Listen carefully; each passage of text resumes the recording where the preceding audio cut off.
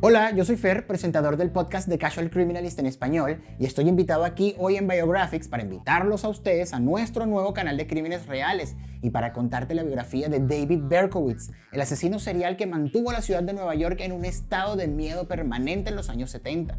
Suscríbete a The Casual Criminalist en la cajita de arriba o en el link de la descripción del video.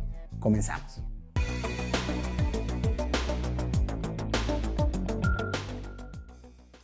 En el verano de 1976, la ciudad de Nueva York entró en un estado permanente de terror. Un loco andaba suelto, deambulando por las calles y matando gente al azar. Este era un asesino al que le encantaba la publicidad, enviaba cartas maliciosas y burlonas a la policía y a los medios de comunicación. Cada una de estas cartas estaba firmada con el apodo de Son of Sam, o Hijo de Sam en español. Cuando el destino finalmente alcanzó al monstruo, se reveló que era un gordito introvertido llamado David Berkowitz. En la biografía de esta semana les cuento su historia.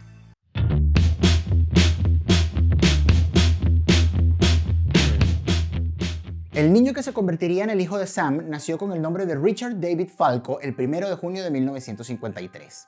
Su madre, Betty Browder, había estado casada anteriormente con un hombre llamado Tony Falco, pero cuando él la dejó por otra mujer, ella por su lado comenzó una relación con un hombre casado llamado Joseph Kleinman.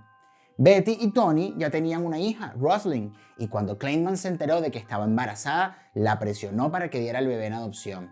Parece que también le prohibió a Betty que le diera su nombre al niño, razón por la cual ella le dio al niño el apellido de su exmarido.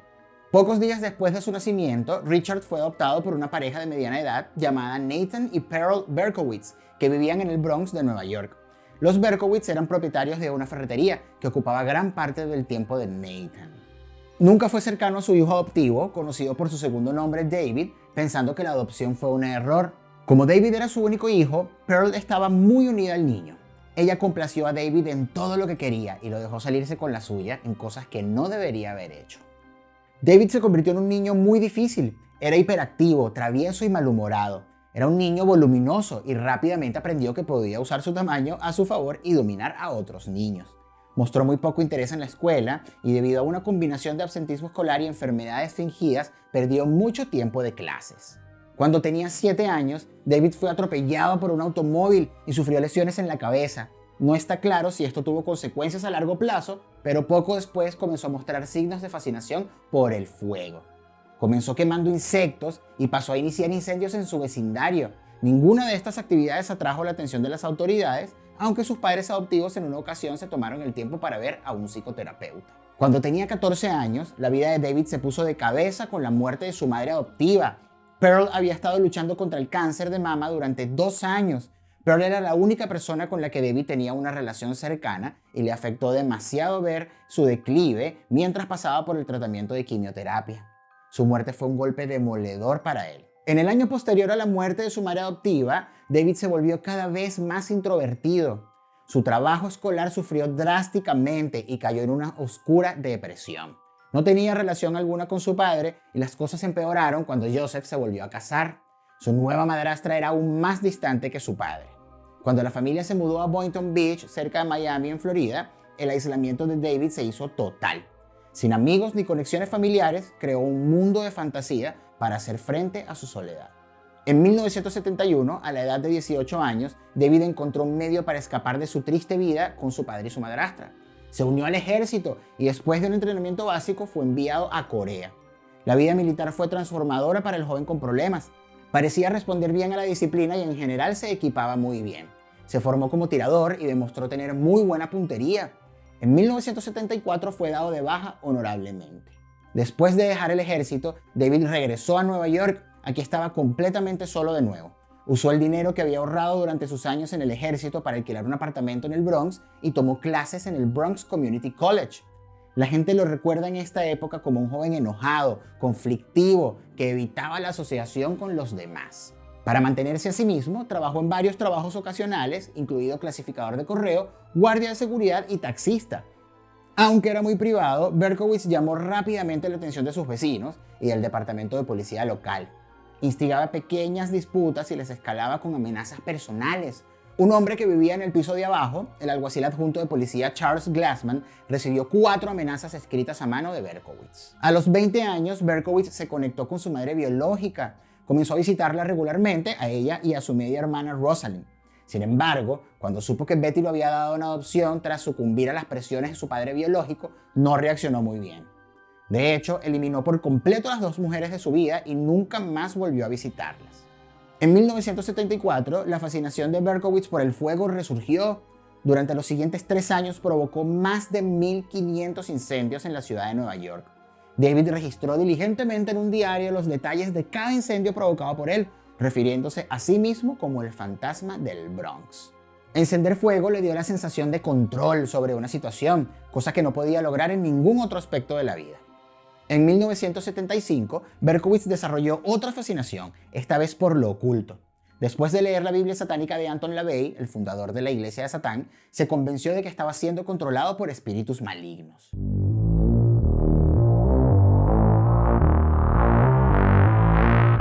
A fines de noviembre de 1975, Berkowitz le escribió una carta a su padre. En ella decía: «Hace frío y está sombrío aquí en Nueva York, pero está bien, porque el clima se adapta a mi estado de ánimo, sombrío. Papá, el mundo se está oscureciendo ahora». Un mes después, en Nochebuena, tomó un cuchillo de caza y salió a satisfacer su sed de sangre.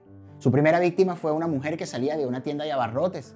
Berkowitz la apuñaló varias veces antes de que ella lograra escapar, afortunadamente.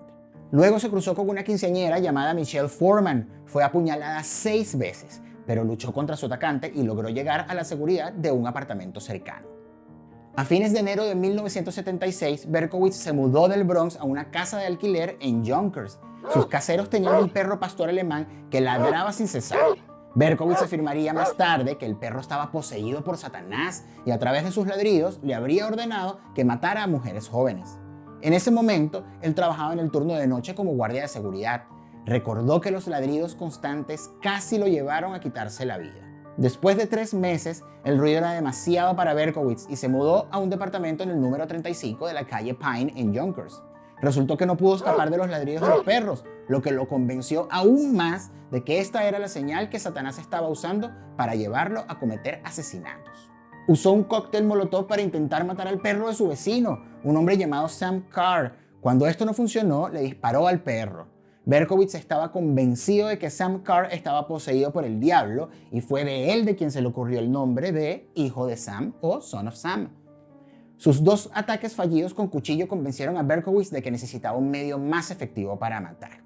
Para junio de 1976 había acumulado un formidable arsenal de armas de fuego que incluía un revólver calibre 44, un rifle comando Mark III, un rifle Glenfield con mira telescópica, una escopeta Charter Arms AR-7 Explorer y una escopeta Ítaca calibre 12. Hacia fines de junio de 1976, Berkowitz renunció a su trabajo como guardia de seguridad y comenzó a conducir para la compañía de taxis Co-op. Pero ese trabajo no duró mucho. A fines de julio trabajaba como instalador de ductos de aire acondicionado por días. El primer asesinato de Berkowitz ocurrió el 29 de julio de 1976. Había salido de su departamento por la escalera de incendios, poco antes de la 1 de la madrugada, con su pistola calibre 44 en una bolsa de papel. Se metió a su automóvil y buscó a una víctima. Se cruzó con Donna Loria, de 18 años, y su amiga Jody Valenti, de 19, quienes estaban hablando en un automóvil al frente del departamento de Donna. Berkowitz se acercó a la ventana lateral de Donna, se puso en cuclillas en una posición de disparo y sosteniendo el arma con ambas manos vació la recámara. Donna fue asesinada a tiros. Jody, herida, reaccionó gritando y tocando desesperadamente la bocina del auto. Jody sobrevivió. Con su arma vacía, Berkowitz se desvaneció en la noche. Estaba lleno de una euforia que nunca antes había conocido. Su adicción al asesinato estaba muy avanzada.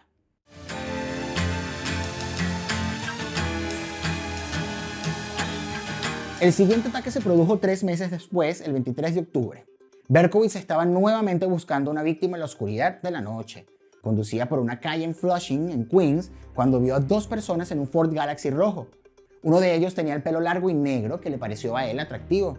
Comenzó a seguirlos y cuando se detuvieron, estacionó detrás de ellos. Berkowitz había puesto su mirada en Carl DeNaro, de 20 años, y su cita de 18 años, Rosemary Keenan, que resultó ser la hija de un oficial de policía de la ciudad de Nueva York. Siguiendo el mismo patrón de su primer asesinato, Berkowitz se acercó a la ventanilla del pasajero, sacó su pistola y disparó 5 veces. Una de las balas alcanzó la cabeza de Carl, pero Rosemary salió ilesa y logró escapar del auto y huir. Cuando Berkowitz se fue, regresó y llevó a Carl al hospital. Sorprendentemente sobrevivió y los médicos tuvieron que insertar una placa de metal en su cráneo. Un mes después, Berkowitz volvió a atacar. Esta vez sus víctimas fueron un par de adolescentes, John Lomino y Donna DeMasi, que regresaban a casa del cine. Berkowitz caminó detrás de ellas y mientras estaban hablando en la entrada de la casa de Joan, abrió fuego con su pistola. Luego desapareció, las balas atravesaron los cuerpos de ambas niñas, pero ninguna resultó muerta, aunque Joan quedó paralizada de la cintura para abajo. Los ataques continuaron. El 30 de enero de 1977, Berkowitz disparó y mató a Christine Freund, que acababa de ver la película Rocky con su novio en el cine. Como en la mayoría de los ataques anteriores, la pareja estaba sentada en su automóvil cuando Berkowitz abrió fuego. El 8 de marzo, mató a una inmigrante búlgara de 20 años, de nombre Virginia Boskerikian. Virginia caminaba hacia su casa desde la Universidad de Columbia cuando se encontró cara a cara con Berkowitz. Le disparó en la cara a quemarropa y luego la dejó morir en la acera. Luego, el 17 de abril, atacó a Valentina Suriani y a Alexander Oso mientras estaban sentados en su automóvil a las 3 de la madrugada. Suriani murió en el lugar, mientras que Oso murió horas después. La policía acudió rápidamente al lugar. Allí encontraron una carta que había dejado el asesino. Parte de esta carta decía: "Yo soy un monstruo, soy el hijo de Sam. Me siento como un extraño. Estoy en una longitud de onda diferente a la de todos los demás, programado para matar. Sin embargo, para detenerme, debes matarme. Soy el monstruo, Belcebú, el bocón gordito. Me encanta cazar, merodeando por las calles en busca de caza justa, carne sabrosa. Las mujeres de Queens son las más bonitas de todas."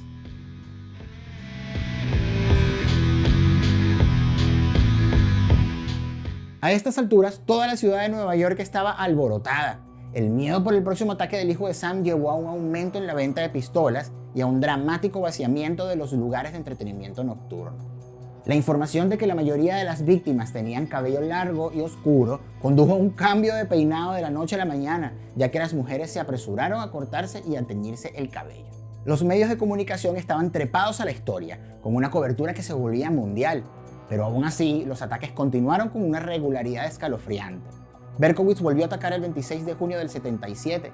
Judy Plácido, de 17 años, y Sal Lupo, de 20, estaban sentados en el auto del Lupo alrededor de las 3 de la madrugada cuando Berkowitz atacó con su método habitual.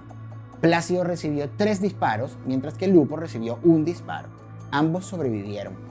Un mes después, atacó a Bobby Violante y a Stacy Moskowitz, ambos de 20 años. Nuevamente Berkowitz disparó a través de la ventana del automóvil de pasajeros, alcanzando a ambas víctimas en la cabeza. Violante sobrevivió, aunque perdió el 90% de su visión, pero Stacy Moskowitz murió 2 días después.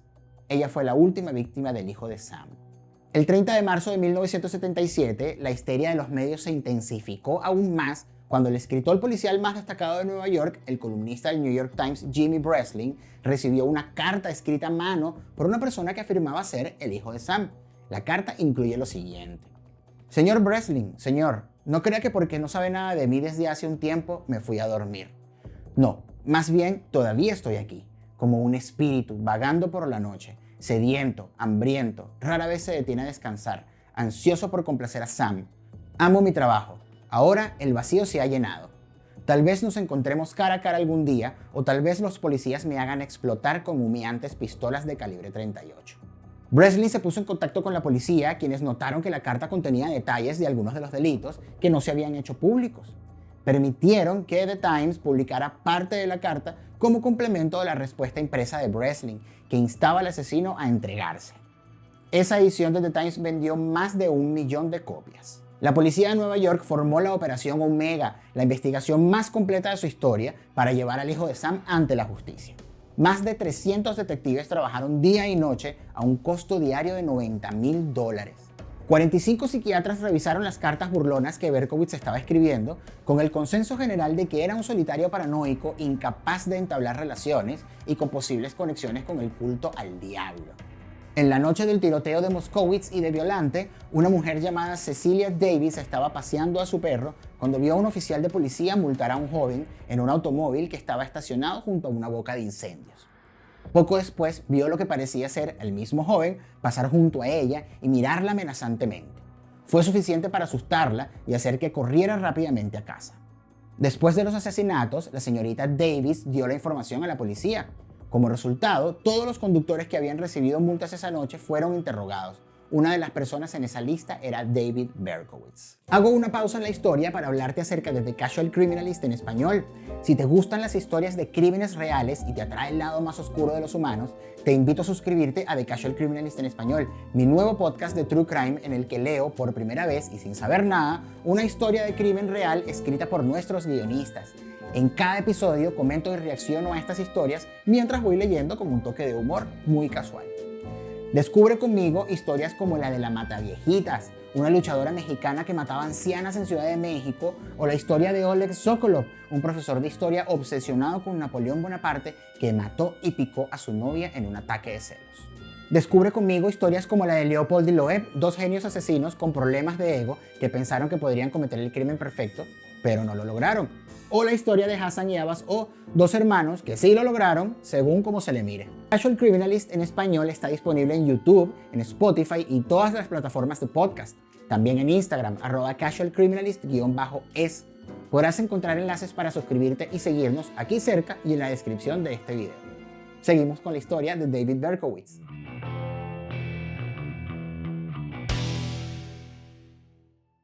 Un detective trató de comunicarse con Berkowitz por teléfono, pero no hubo respuesta. Luego, el detective se comunicó con la estación de policía de Yonkers para ver si podían ayudarlo a ponerse en contacto con Berkowitz. El despachador con el que habló por el teléfono resultó ser la hija de Sam Carr, el antiguo arrendador de David y la inspiración para la etiqueta hijo de Sam con la que Berkowitz se había ungido. El detective entrevistó a Sam Carr, quien le informó que Berkowitz le había disparado a su perro y que era una persona bastante problemática. La descripción física y psicológica que se le dio parecía encajar con el perfil del hijo de Sam. A partir de este momento, las pruebas contra Berkowitz aumentaron rápidamente. Se informó de un presunto incendio provocado cerca de su departamento. La policía entrevistó al antiguo vecino de David, Charles Glassman, quien les mostró las cartas desagradables que Berkowitz le había escrito amenazándolo. El 10 de agosto del 77, los detectives encontraron su Ford Galaxy estacionado fuera de su departamento. Aunque no tenían una orden de registro, comenzaron a registrar el auto. En el asiento trasero había una bolsa de lona que contenía un rifle. Dentro de la guantera había una carta escrita a mano dirigida al departamento de policía del condado de Suffolk que advertía sobre un próximo ataque a una discoteca. Uno de los oficiales fue enviado a buscar una orden de allanamiento mientras los otros permanecían junto al auto. Se le pidió a una persona cercana que estacionara su automóvil para encerrar el Ford Galaxy, lo que dificultaría que Berkowitz escapara si salía de su apartamento. Un equipo SWAT se desplegó en la zona. Finalmente, alrededor de las 10:30 de la noche, Berkowitz salió de su departamento y se subió a su automóvil. Un detective se acercó y llamó a su ventana. El hijo de Sam bajó la ventanilla y dijo: «Bueno, me agarraste. ¿Cómo es que te tomó tanto tiempo?».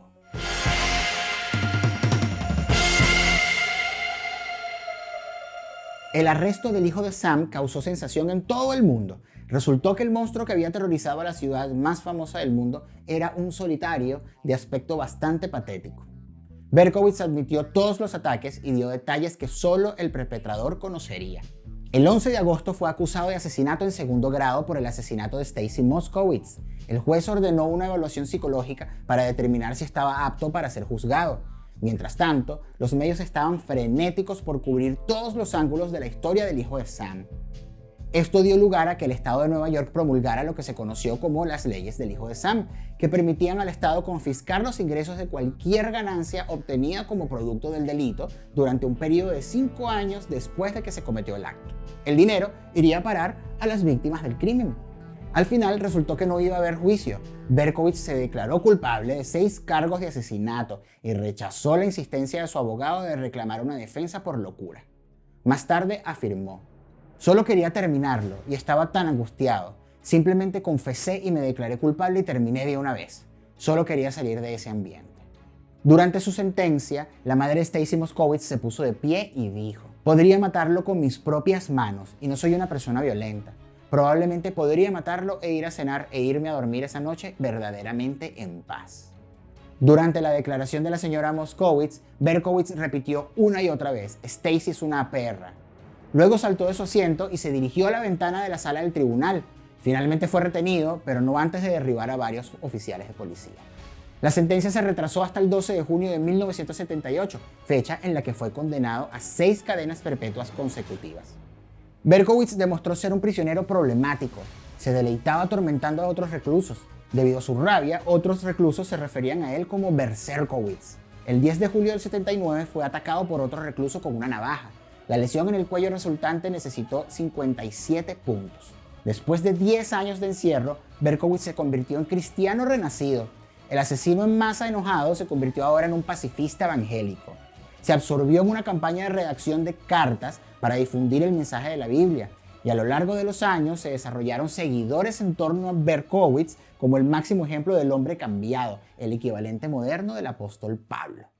Berkowitz se convirtió en elegible para libertad condicional por primera vez en 2002. Sin embargo, envió una carta a la Junta de Libertad Condicional solicitando que se cancelara la audiencia. En ella afirmó: "Con toda honestidad, creo que merezco estar en prisión por el resto de mi vida. Hace mucho tiempo, con la ayuda de Dios, he llegado a un acuerdo con mi situación y he aceptado mi castigo". Se le ha propuesto la libertad condicional cada 2 años desde 2002, pero ha rechazado constantemente la oportunidad de buscar su libertad. Como resultado, permanece en prisión hasta el día de hoy, donde se le considera un preso modelo. Así termina este episodio de Biographics. No olvides suscribirte a The Casual Criminalist en español para conocer historias de crimen real contadas casualmente. Recuerda que podrás encontrar los enlaces para suscribirte y seguirnos aquí en la descripción de este video o en alguna cajita por aquí cerca. Nos vemos. ¡Chao!